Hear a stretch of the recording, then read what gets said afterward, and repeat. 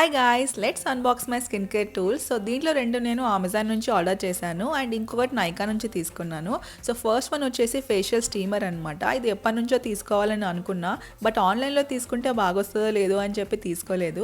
Finally దీని reviews చూసి తీసుకున్నాను. ఇది 3-in-1 వేపరైజర్ స్టీమర్ అనమాట. దీంట్లో ఫేషియల్ యూనిట్, దాంతోపాటు కఫ్ అండ్ కోల్ యూనిట్స్ కూడా ఉంటాయి. నేనైతే ఇది మెయిన్గా ఫేషియల్ స్టీమర్ కోసమే తీసుకున్నాను. మన ఫేస్ మీద స్టీమర్ యూస్ చేస్తే చాలా బెనిఫిట్స్ ఉంటాయన్నమాట.